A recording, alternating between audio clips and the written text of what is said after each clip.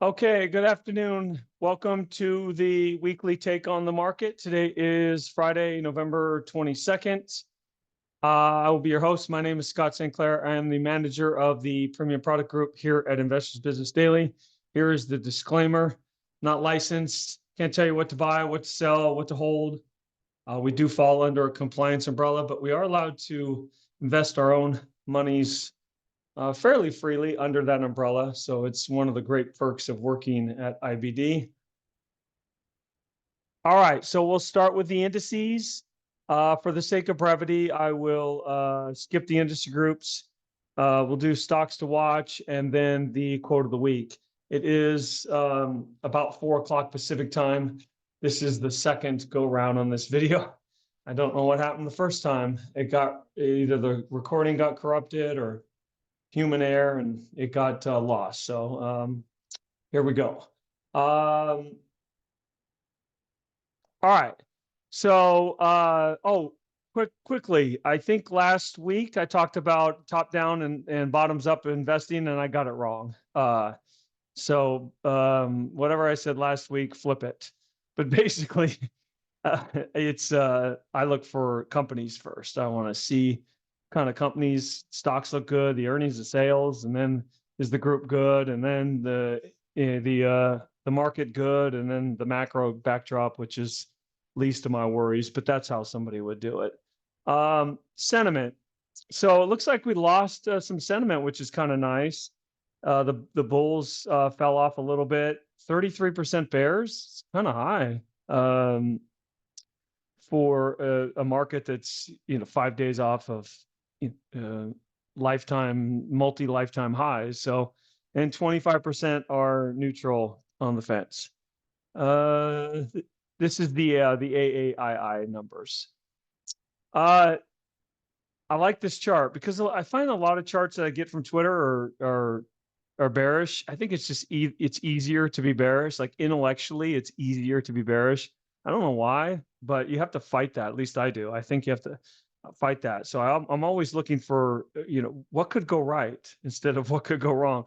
Because if it goes wrong, I'm going to get out. I'm plenty quick to get out. I want to have a reason to stay in, to not get out. So the 2000s, you can see the chart with Cisco price action versus the earnings, and the 12-month forward earnings per share is the orange line. And you can see how Cisco price decoupled from the earnings. The earnings are going up, but not at the same kind of speed as the stock price. And with NVIDIA is on the right side, the stock is going up. Remember, you've seen these charts where Cisco is overlaid with NVIDIA and NVIDIA is coming down. But the earnings have gone up, kind of to justify, for lack of a better term, the price action. So I thought this was very interesting for those that say NVIDIA is too high. And sometimes I fall into that camp, and maybe it isn't. Maybe it isn't too high. Forward PE ratios. I like this chart. We don't use PEs for stocks. I think I couldn't tell you what the PE is on any stocks that I own, and I wouldn't even look at it to make a decision. But it makes sense to me intellectually, like the overall PE, like what you're paying for the long haul. And this is a 12-month PE ratio. This is the 10-year average forward 12-month PE, the blue line. And you can see some of the great times to invest, like the 2015 mini bear market, 2019, kind of that. I think that was like the Armageddon, or what do they call that? The Christmas Eve Armageddon or something like that. COVID. Look at the earnings, the forward PE fall off a cliff, and then look how high it got right into the bear market of 2021, and then it sold off into that bear market as the bear market was ending. But now we're back at the higher prices. So as general rule, what this means is, for the S&P anyways, you're paying a lot more for what you're getting. And that makes it harder to make progress over the long haul. All right, I think I said I was going to skip the industry group. So let's jump to the indexes. Let me turn my camera off. So you can see the chart. And so you have a few trapped buyers from the jump on the election results, but I mean, very, very little. And overall, I think the market is fine. There are some stocks acting super well, like incredibly well. So it's dare I say, a stock picker's market. If you own MSTR, if you own App, if you own Reddit, if you own Kava until before this, what are some of the other high flyers that are Palantir? This index chart means nothing to you, which is why I think I prefer to focus on the individual stocks. The relative strength, but if I had to trade this, if you're gonna force me, I can only trade indexes, then I would trade the S&P from the long side, and this either be flat or short if it were to break. I'd need more downside before I would start shorting, at least like net shorting. Sometimes I have some shorts, but but I don't want to be net short up here, if that makes sense. I might be long 100%. Well, let's think in a cash account. I might be long 75% 5 names, and short 15% one name, and I have to do that through inverse ETFs, unfortunately, in a cash account, and then maybe 10% cash. So something like that. Whereas if I wanted to be net short, I might be long 25% and short 50%. So I'm net 25% short. But right here, I just don't see that. There's just no signal to do that. You're just guessing, I think, that this market is going to end. The S&P looks a little bit better, but roughly the same. But this is like practically an all-time closing high as of Friday. So it's just nothing there. It's fine. I think there's some areas of the market that are exuberant, and there's some areas of the market that are tired, and there's some areas of the market that are just setting up. And it's like, you just have to kind of, it's a big treasure hunt. You just got to find them out there. But there are some stocks that have made some serious moves. So it does feel a little bit to me like people as a general rule maybe feel underinvested. I have a story that I wanted to tell. So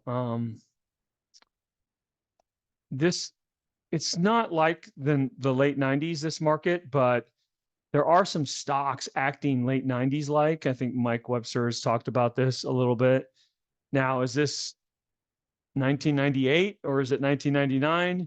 Even January of 99 or March of 1999, you were way, way too early, because NASDAQ was up 80% that year, some ridiculous number. So is it December of 1999? I don't know. It just depends on the stocks. But I was kind of an old school stockbroker at the time in 1999, and I had very few clients because I really just wanted to trade my own account. I was more interested in being a trader, trading my own account, making my money from the market. And I had a friend who was an institutional advisor, and he had an account that didn't qualify. I don't know how he ended up with this account. So he asked me to if I would take this account, help this individual investor. And I reluctantly took it. It wasn't a big account. It wasn't small. I can't even recall, a couple $100,000, $300,000, $250,000, something like that.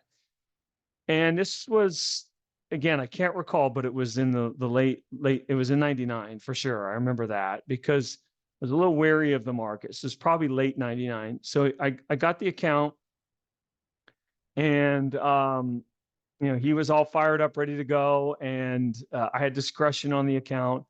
And we get into 2000 market tops, and it's January, February, March, April, May. And I haven't done anything for him. I haven't done a single trade for this guy since I've had the account, let's say 6 months. And he's calling me and wondering what's going on. I said, I haven't forgot about you, Joe, but I just don't have any ideas. I don't want to just buy something for you for the sake of buying something. I think I don't like the market here. And at some point he got really frustrated with me and with the market. It must have been like, maybe I was early in thinking the market was frothy, because he said to me, very frustrated, like, everyone is getting, and I'll never forget the phrase, everyone is getting rich all around me. That's his exact phrase. Everyone is getting rich all around me. And he was tired of it. He wasn't going to take it anymore. And I told him, I said, Joe, to be honest with you, I don't really want to take this account. I don't want to do anything for you because you sound desperate.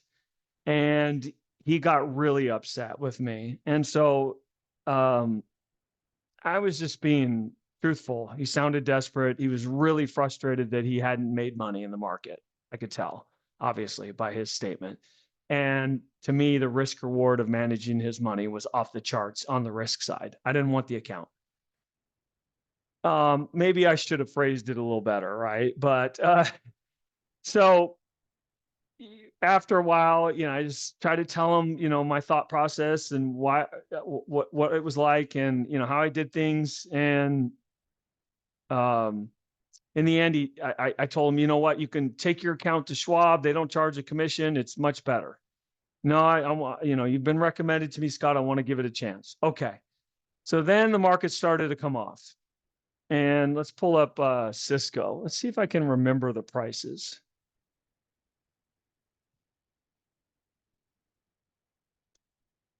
I feel like, yeah. Okay. So this is March of 2000. So here it's everyone is getting rich all around me. And then the stock breaks, and it's really basically broken. Imagine if I gave you this chart here. It is building a double bottom. You might want to wait for the breakout, but it just, look at what Intel has done at that time, hanging in there. I think Dell, but it just felt like, remember, here's the NASDAQ though at that time, right? Bad break. So that looks really bad. So the stocks are actually holding up much better. Cisco is holding up much better. And he wants to buy Cisco. He wants to buy Cisco. And so I finally said, okay, go ahead, buy Cisco. I'm just tired of fighting you on it. It's your money. I told him, go to Schwab and just buy it. It's cheaper. And he finally forced me to buy him Cisco. And I don't remember. I feel like it was, let's just say it was $60 down from 80. And I asked him to put a stop loss, and he did. But he didn't want it too tight because he didn't want to get stopped. So I don't remember where the stop was, but eventually I think he forced me to take the stop off. So as the stock started to go down, remember, he paid 60, and he's not in this to lose. And he has no plan, and it just breaks and it breaks and it breaks. And no, I don't hear from him. Nothing. He doesn't want to hear about it. And at some point, I don't know if it was at the lows, but Cisco went to 14, but somewhere in here, he just transferred the account out. I got a sheet with all my accounts, and his name was no longer on there. I didn't have the account anymore. It had gone to Schwab, like I wish he had done many moons before. But the moral of the story is like the MicroStrategies, the Palantirs, the Reddits. Hopefully you have a little piece of them. That's great. If you do, if you feel that angst, and I've spoken to some people, and I've seen it in some interactions I've had with people via email, via Twitter, that they really feel like everyone is getting rich all around them. And so you want to, and I feel it too. I always, I wasn't in MicroStrategy. I didn't handle that one at all. And it, some people have done pretty well in it. So you have to fight that urge look, I made a mistake not buying it in hindsight. I don't want to make a second mistake in buying it down from 500 down to 350. and then write it down to 100 if that were to happen or something like that. So um, stick to your process. If you're managing your own money, hey, somebody's up 100% this year and you're up 15, so be it. Next year they might be down 30% and you're up 12. I don't know. It can happen. I've seen it happen. Just stick to your process. So the kind of the message of that story, long-winded, was you're going to feel that if the market's really good. It's been good. There's MicroStrategy, Reddit, app. There's been some stocks like YP, even YPF, the Argentinian natural gas stock that I sold like 5 points ago, just 2 or 3 days ago.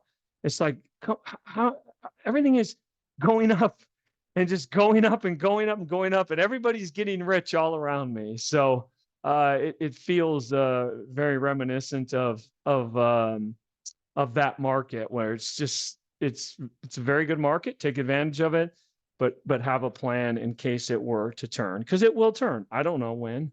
I didn't know when this market in the 2001 was going to turn, but it will turn. All right. So did I cover all the the indexes? Did I look at the S&P? Yeah. Let's look at like China. China, it looks like China was that total head fake. I'm just giving back. Gosh. Well, I mean, if you count the low, 25 to 39, it's giving back a little bit more than half the move. FXI. So just a pass for me. And the leaders, look at BABA today. I mean, this is the one David Tepper has a really large position in. And David Tepper, tremendous track record, made a bloody fortune in markets. I guess he can be wrong, right? Because this one is sure not acting good on the 200-day. And then he also has a position like JD and PDD. So I don't know what's, I mean, China just looks, I hate that word uninvestable, but it just would be a total pass for me. No, thank you. I guess let's jump to the stocks. So let's go to like NVIDIA. So it's just one day, and the earnings and sales, look at the deceleration. It's off of incredible numbers, but 1, 2, 3, 4, 5, 6, 7, 8. What's that? Oh, these are estimates. I apologize. 1, 2, 3, 4, 5 quarters in a row of deceleration. 1, 2, 3, 4 quarters in a row of deceleration with revenue. If the estimates are right, and I don't put a lot of weight in them, the revenue is just going to totally decelerate, and the earnings are pretty much going to decelerate as well. So that's kind of how stocks top. Here's the earnings line, and the stock kind of started going up as the earnings line was going down. You can see the stock start to go up, and then when the earnings lines really turned, the stock was in an uptrend. What'll happen? I don't know if it's going to happen for NVIDIA or not. But what'll happen is the stock will go down, and then the earnings line will follow it. So this is going to lag behind a little bit. That's why Bill was always a big proponent, like at that turn, because look at here, like when the earnings line kind of turned. I mean, you didn't buy the low, you didn't buy the breakout at 18, but boy, 40, or even if you bought it here at what's that, 50, 40? I'm sorry, this is in the 30s. This is 40 or so. So done tremendous. So NVIDIA feels tired to me. And today was a very interesting day. There were some stocks that acted really well, like I mentioned that YPF, and yet the FANG index was down, if ever so slightly. And Netflix was up today, kind of hitting this upper trend line that I drew. I don't really do much with Netflix. If I did, to me, it would be a sell like this. It's into that strength. Tesla's kind of marches to its own drum. So it was weak while the others were going up, and now it's really acting like one of the better ones.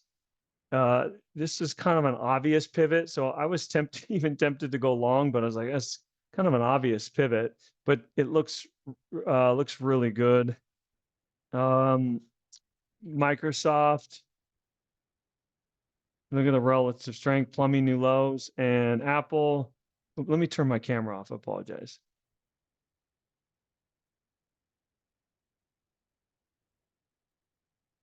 Nothing. So the leadership is like Palantir. And I've got like these trend lines I drew and it just blasted through them, take them off. And let's talk a little bit about climax top. So could this be a climax top? Possibly. This one is kind of middle of the road for me. It's up 134% 20 weeks. So it's gotten past, I think the rule is 17 weeks. I hope I didn't mess that up. It's the stock is 180% above the 150. It's 100% above the 40 week. So it's not tremendously above it, but it's more than 100%. It's not like MicroStrategy. And so this one's on the fence as far as that. App. So 263%, but 14 weeks. It's really new out of this space. Now, could it or should it or will it pull back? I would probably say yes to all three. But from where? That's the hard part about trying to anticipate these pullbacks, because I would have guessed that pullback could come from here or for here. And so it's 330. Maybe it goes to 370 before it pulls back. So that's the hard part when you're in them and you're anticipating a pullback. Is the pullback could when is that going to occur? So this is leadership, obviously. Climax top. If you force me to say yes or no, this is a no, but climactic action for sure. How about Reddit? So again, 88% in 6 weeks. It doesn't even have a 40-week moving average just yet. So not climactic action by textbook. I'm sorry, not a climax top by textbook. Climactic action, a little bit, right? You get these really big blue bars, and then today it had the seller, so it was down a little bit. But again, I think it comes down to style. Like for me, I would be out of Reddit if I was in it. For other people, they might say, why sell it? I don't know. And the hard part is, if you don't sell them, you're going to have the Reddits and the apps of the world, but you're also going to have the Kavas of the world. Now, who knows? Maybe it comes back here. But what was one? Was it ARM Holdings? Yeah, everybody was all excited about ARM Holdings there. I remember that. Like, it's just coming out. It's just the start. It's not a climax top. Well, it's not, but it's pretty climactic action when it doubles in 3 days. And guess what? You gave back the entire move. Now, maybe I don't know how you could withstand that, but you gave back the entire move. And if you somehow withstood that and then you gave it all back again, it just doesn't make sense to me to do that. So that you either take some off or you keep them all and you give back the gains in ARM, but you still have all the other gains in the other ones. And then last but not least, it's MSTR. So again, yes, or if you force me to say yes or no, it is 111% in 7 weeks from this pivot. The stock is 166% above the 40 week. At one point, it was probably close to 200% above the 40 week at the highs. To me, this is a yes. And you have the largest 1-day down signal right here. Now, could it mess around up in here? For sure. But it very much like if I go to SMCI and you go to 216, and that is the top to me. Now, could it print higher than that? Yes. But this tells me that I want to get out of this stock. Like if I was a fund manager and had 1 million shares of this, I want out. I want to get out as elegantly as I can, but I want out. That stock is topped. And if I fast forward, it actually makes another high, which I never would have guessed. But then you get another bad break, another largest daily down move. And then eventually it cracks wide open. So this is your signal. And then it's a matter of how do I get out as elegant as I can if you're a fund manager. If you have, a couple hundred shares yourself, it's a little different. You can pretty much be out in a number of seconds, but that's the signal. I think that, and you can see it's like 1, 2, 3 really bad bars, 4 bad bars. What other stocks? So in the leadership camp, but extended. Oops, I need to reset the to today. Talon, I'm sorry, VST acting great. Talon acting great. Style depends on style, but doing great. More speculative, newer name, Bloom Energy. Blast out of this on some news, acting pretty good. Oklo or Oklo, I don't know how you pronounce it. Man, I don't know about high tide flags, but maybe that's, and I do own Oklo, but it's to me, like, it broke really bad here. It should have gone down. That was an expectation breaker. Went below all these lows, and the very next day it goes up. So I love those shakeouts. I don't want to buy the shakeout. Well, I mean, I want to, but I try not to. I want to make sure that it's a shakeout first. And so the next few days, that's when I buy that stock. So I do own Oklo. It looks like, and how about LB? And this is kind of where you're in these different areas. Like, look at this stock. This is a stock I bought somewhere down in here. No idea what I owned, unfortunately, because it's been a tremendous stock. But look at this shakeout. And somebody sent me an email about the industry groups, and this wasn't in the number one industry group, but kind of in that same vein, maybe the sector. But this is what I love, these shakeouts. Look at that. It shakes out. It should go lower. It doesn't. Look at the volume comes in to support it. I might buy that day. I might not. I did not buy that day, but the next day when it's blue, I will buy that day. And then today I tried to add to it. It's super thin. Like, I literally had 10 orders to buy this stock, and 4 of them got filled. 6 I had to cancel. In other words, buy me X amount at 70, nothing done. It goes to 71. Gosh, it should have just given a market order. Buy it at 71. Okay, then I want to buy more at 72. Nothing done. Geez, 73. But it trades with a huge spread, and I'm trying to buy in a number of accounts, and like literally like just a handful of like 400 or 500 shares will move the stock like 50 cents. So I'm buying at 71 and 71 and a half in another account, and 72 in another account, and 72 and a half in another account. It's so I'm trying to use limits, and very difficult to buy. So that's doesn't scare me so much. I wish it was a little bit more liquid, but liquidity is a double-edged sword. It works both ways. And that's what can cause the stock to go up, is it's just hard to buy. There's just no liquidity. There's no sellers. Nobody wants out of that, it seemed to me at that point. Now we'll see. It's not much of a base. I'm more just kind of riding along the trend. If it jumps through 78 and a half and runs to 82, 83, I probably will take this off. That's kind of how I would handle something like this, since there's no base. But different group. So, and like PBR had a pretty good day today. Now, relative strength's 27, but they announced a dividend, and I've had some success with this stock before, so maybe it's a bit of a pet stock. But I was able to manufacture like a little head and shoulders bottom here for myself to give myself a reason to buy that. But had a pretty good day, up 5%. YPF, which I mentioned I don't own anymore. Look at how strong that stock is. 62% in 31 days. They're out there. You just got to be out there. You just got to be treasure hunting. There are stocks out there to buy that do really, really well. And if it doesn't work, you just get out. You just stop yourself out. And then KMI in this same area, acting really well. How about this one? ET, Energy Transfer, in the same area, 16 to 19, up 16%. There's some really good action. How about LNG? Breakout, very much like apps, right? Breakout, pull back, doesn't stop you out all the way. It would stop me out if I bought it, but it doesn't violate any of the rules, and then boom, runs.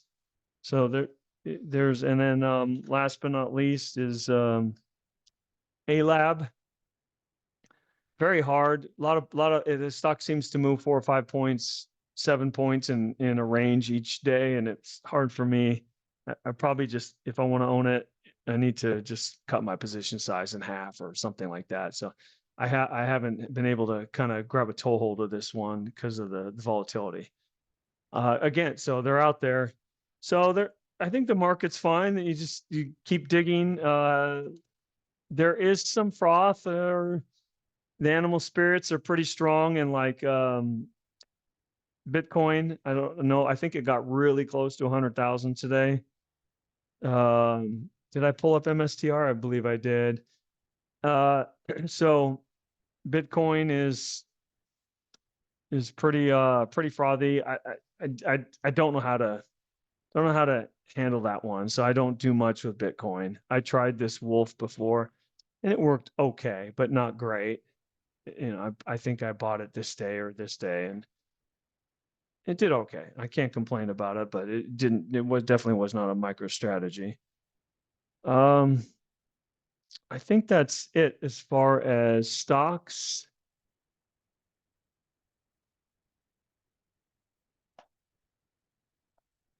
All right, so let's go to the quote of the week. I think he's anonymous because I couldn't find his name, but he's called Purple Drink Capital on X or Twitter, and he was on the Value Hive podcast, and I liked listening to him. I thought it was very interesting. I follow him on Twitter. I don't know much about him, but he says, asked how he sells. He says, I kind of marry like spidey senses, trader intuition, and technical with when to sell. That's kind of how I do it, fortunately or unfortunately. I wish I had more of a structure. Maybe he does too. He talked a little bit about it. Like he says, I don't set like when it's this price or this technical level, no matter what I'm going to sell. Depends on how other stuff is behaving. I like that. That makes a lot of sense to me. And in general, my gut. So how if I have 3 or 4 stocks and they're all down, more than I think, I need to do some selling. But if I have 3 or 4 stocks and 2 are flat, one's up and one's down, then I'm not getting hurt across the whole portfolio. And so I don't have to sell that one if it hasn't violated any of the kind of rules as far as stop loss. Let's say I'm up 10% on it, and now I'm up 6%. That's no fun. But if the other stocks aren't hurting me, then I don't have to react. I tend to react when it starts to hurt the whole account, right or wrong. So if the whole account starts going down 1, 2, 3% day after day after day, I just start cutting across the bow, and I don't have a technical level or it's X price I'm going to sell. A lot of times, if I buy something, I'll put like a stop below it on a part of it as just kind of a trigger reminder for myself. So if I have 2,000 shares of XYZ, it's $100 stock.